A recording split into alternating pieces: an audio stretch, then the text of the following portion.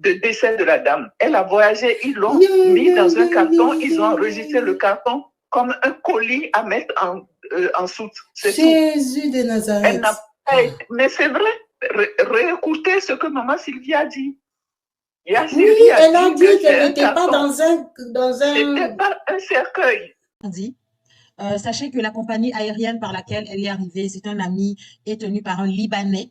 Vous pouvez aller vérifier vous-même. Un Libanais qui est un ami de Marcelo, qui avait été entendu à la sécurité, au renseignement congolais, parce qu'il voulait aussi se mêler de la politique en RDC. Ce monsieur a un grand pouvoir au Congo parce que il a plein d'autorisations, c'est-à-dire des zones où nombreuses compagnies aériennes ne peuvent pas aller.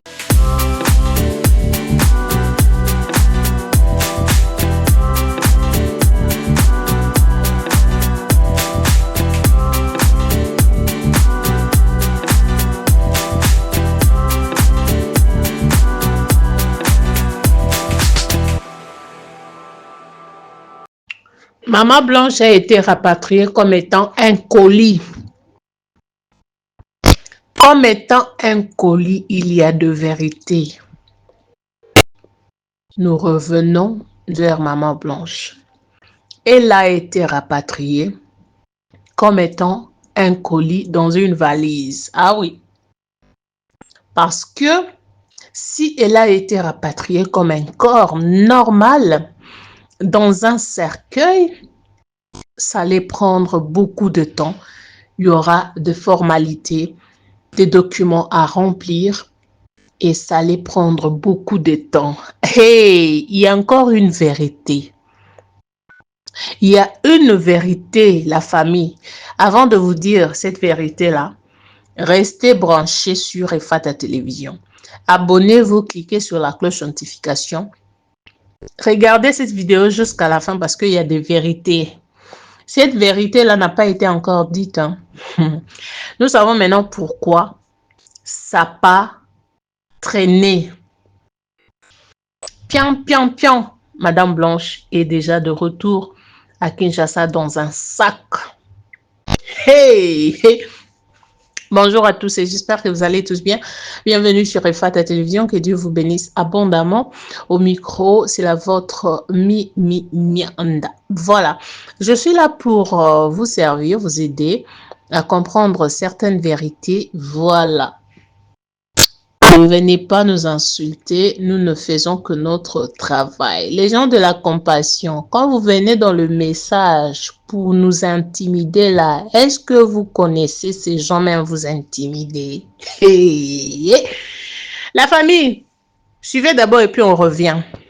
De décès de la dame. Elle a voyagé, ils l'ont mis dans un carton, ils ont enregistré le carton comme un colis à mettre en soute. Jésus de Nazareth. Mais c'est vrai, réécoutez ce que maman Sylvie a dit. Oui, elle a dit qu'elle n'était pas dans un... C'était pas un cercueil. Oui, c'était dans un caisson, ça s'appelle de la marchandise. Quand on fait voyager un mort par avion, c'est toujours dans un cercueil zingué. Toujours. Et quand vous faites sortir un mort, pour transporter un mort d'un pays à un autre par avion, des formalités à la mairie, à la préfecture pour avoir tous les documents et l'avionneur, l'avion qui doit enregistrer le corps, doit réceptionner ces documents-là. Donc, l'avion même n'a pas enregistré Maman Blanche comme un cadavre. Mais attends, nous vivons en Europe. Quand il y a quelqu'un qui décède qu'on doit rapatrier, c'est pas dans un caisson. C'est pas dans un caisson. Apparemment, on l'a enregistré pour ce voyage comme un colis. On n'a pas enregistré comme un cadavre. C'est pour ça qu'ils ont pu le faire. C'est pour ça que c'est dans un caisson. Ok. Oui, parce que les gens reviennent dans des cercueils. Exact. Quand vous revenez dans un cercueil, il y a toute une procédure de formalité à faire. Ça, moi, j'ai perdu mon frère en Europe pour le faire rapatrier. Il y a toute une série de formalités à remplir. Et en plus, pour faire voyager un corps, c'est dans un cercueil zingué. Est-ce que vous voyez? Donc, quand elle a parlé hier, maman Sylvie, je me suis dit, je comprends maintenant pourquoi Marcelo, ils sont en train ils cherchent tous les moyens parce qu'ils n'ont rien comme document. Ils n'ont rien comme document d'autopsie de la dame, enfin, de décès. Ils avaient loué la femme, et la femme qui est censée être la mère de tes enfants, celle qui t'a donné, moi je ne parle plus de tout le reste, mais celle qui t'a donné au moins 4 enfants, elle est décédée et tu n'as même pas, bon, chez nous les catholiques, on commande des messes pour le repos de l'âme de la défunte, pour le repos de l'âme tu ne fais rien. Au bout d'un an, tu n'aimes même pas tes 4 enfants. Si tu aimais tes enfants, tu ne peux pas leur imposer une belle-mère au bout d'un an. Quel est l'enfant qui, au bout d'un an, va commettre sa maman et accepter une autre femme, une autre maman dans sa vie? Quel est cet enfant-là? Dites-moi. Merci beaucoup, maman. On va prendre aussi les autres personnes. Merci, maman. Et puis, tu vas prendre une femme de 35 ans qui n'a pas fait d'enfant pour venir éduquer tes enfants, pour prendre soin d'un bébé de 2 ans, alors qu'elle-même, elle n'a même pas encore fait un enfant. Enfin, merci beaucoup, maman. Donc, tout ce qui me choque dans cette affaire, c'est que la famille, mais je ne comprends pas pourquoi on dit qu'on est en train de rédiger, il faut un papier en béton. On n'a pas besoin de papier. Donc, on nous parle tout comme si nous, on ne connaît rien à la justice. Même si tu ne connais rien à la justice, tu vas prendre un avocat. Tu dis que tu veux, les gens disent aller au commissariat. On n'a pas besoin d'aller au commissariat. Il y a une justice, vous avez des tribunaux au Congo, non? Vous allez voir le tribunal, vous dites, je veux porter plainte. Vous prenez un avocat. C'est l'avocat qui se charge de rédiger votre plainte. Vous n'avez pas besoin de rédiger quoi que ce soit. Et maintenant, au cours des audiences, le procureur, enfin, les juges vont demander d'apporter telle précision. Et au cours des audiences, maintenant, au fur et à mesure, on apportera les précisions. Alors, je ne comprends pas. Il y a Sylvie, d'après ce qu'elle dit, elle est du corps de la justice, son mari aussi. Enfin, ou bien les deux, ou l'un ou l'autre. Sans les formalités du genre, on ne peut pas décéder aujourd'hui et rentrer demain par avion. Ce n'est pas possible. C'est quasi impossible. Ce n'est pas possible. On l'a enregistré comme un colis, tout simplement. Vous pouvez faire voyager n'importe quel colis par avion. Mais oui, les colis fragiles, les télévisions, voilà. Je ne sais pas quoi. Tu fais ils l'ont fait rentrer dans une caisse et puis on l'a enregistré, on a payé et le corps est revenu. C'est pour ça que sa sœur dit elle était comme si elle dormait parce qu'elle est décédée ce même jour-là. Ils ont ouvert la caisse quand elle est arrivée. Or, quand un mort voyage avec dans un cercueil zingué, le cercueil zingué, on ne l'ouvre pas. C'est pour ça qu'on fait une ouverture vitrée pour que la famille qui est restée au pays puisse voir le visage du défunt. Mais on n'ouvre plus le cercueil parce que c'est un cercueil zingué à cause des matériaux qu'on a mis dedans, on ne peut plus l'ouvrir. Voilà. Dites-leur, il n'a qu'à produire le papier par lequel Blanche est revenue en avion. Il n'y a pas de papier. Aucun avion ne peut donner ce papier-là. Maman, vous avez trouvé pourquoi il n'y a pas de papier. Elle est revenue comme un colis. En fait, le caisson, je suis sûr qu'il n'avait même pas la forme d'un cercueil. Un caisson juste un rectangle, tu peux dire c'est la marchandise de n'importe quoi, tu payes le prix. Exactement. C'est pour ça que sa sœur a dit elle était entourée dans des draps blancs, très blancs. Mon Dieu. Ils les ont eus, hein. Vraiment, ils les ont eus. Ils ont eu la famille de Blanche, là, ils les ont eus. Marcelo les a eus. Elle n'a même pas voyagé. C'est pour ça. Si elle était venue dans un cercueil zingué, le cercueil zingué pouvait rester là toute une semaine pour qu'on fasse les... Et puis, ce qui m'étonne. Sachez que la compagnie aérienne par laquelle elle est arrivée, c'est un ami, est tenu par un Libanais. Vous allez vérifier vous-même, un Libanais qui est un ami de Marcelo, qui avait été entendu à la sécurité, au renseignement congolais, parce qu'il voulait aussi se mêler de la politique en RDC. Ce monsieur a un grand pouvoir au Congo parce que il a plein d'autorisations, c'est-à-dire des zones où nombreuses compagnies aériennes ne peuvent pas aller, comme l'est de la RDC, lui, il passe par là. Sa compagnie est interdite de navigation en Europe, dans la zone de l'Union européenne, parce qu'elle ne respecte pas les normes. Mais là, donc, c'est une référence. Hein. Quand on a un cadavre à transporter, il faut le contacter lui. Hein. Oui. Quand tu veux transporter un cadavre en tout incognito, là, que ça ne se sache pas, tu as fait ton coup. Donc, Vous vous rappelez de la présentation du pasteur Marcelo? Laissez-moi l'appeler pasteur parce il a son église, c'est juste une appellation. Il nous avait dit que sa femme est d'origine malienne et puis elle est libanaise. Donc, elle est métisse, libanaise, malienne. La vérité qui est sortie, c'est que le monsieur qui travaille à l'aéroport, qui est chargé de quoi? Des colis et tout ce qui va avec, c'est un Libanais. Un ami de longue date à monsieur Marcelo. Donc, lui et ce monsieur-là sont des amis. C'est lui qui a fait en sorte que Maman Blanche puisse revenir comme étant colis. Il paraît.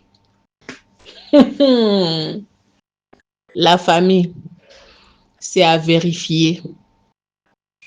Parce que tout peut être clair, ça peut se voir. Quand bien même on est venu nous insulter pour dire, voilà, vous êtes des illettrés, vous n'êtes pas passé par les bancs de l'école et vous n'avez jamais voyagé, vous ne connaissez pas comment ça se passe. Mais on dit, l'affaire même est claire. Donc, le monsieur qui a fait le démarche, si on peut aller en arrière pour dire que le monsieur que Marcelo avait dit que le docteur, c'est lui qui a tout fait là. Donc, les docteurs là, c'est pas Libanais là. C'est pas Libanais là qui a tout fait. Et puis, on va dire quoi? C'est pas Libanais là qui a tout fait, qui a dit non, monsieur, tu vois, comme on vient à peine de finir le travail. Et toi, tu vas aller épouser ma soeur. Parce que sûrement Marcelo avait dit, cette femme m'a merdé tellement. Et je veux que cette fois-ci, quand elle va venir, on veut faire ça. Parce qu'il y a ta soeur qui m'attend. Ta soeur libanaise qui m'attend, elle s'appelle Aïcha qui m'attend là-bas. Donc, je ne peux pas épouser Aïcha tant que je suis pasteur. Je ne peux pas épouser Aïcha en étant mariée. Donc, il faut que je fasse disparaître une pour que ta soeur vienne se mettre dans la chaise ou sur la chaise. Et c'est comme ça que le monsieur libanais a dit, ah, ça même ces petits problèmes, moi je travaille ici, personne ne viendra pour te faire du désordre et puis demander, c'est quel colis ça? On va faire ça comme ça, tu as compris? Oui, j'ai compris. Mais avec la longueur ou la grandeur de Blanche, je ne sais pas comment ça se passait, hein, parce que ça là même, ce sont des informations qu'on a reçues encore. Hey. Moi, je ne sais pas comment ils ont fait pour que Blanche soit bien endormie dans cette valise-là. On ne sait pas. Les gens qui nous ont dit ça là, il faut venir confirmer.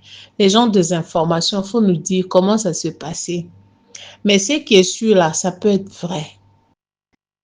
Blanche est arrivée pas dans un cercueil. Si elle était arrivée dans un cercueil, qu'on nous montre le cercueil en question.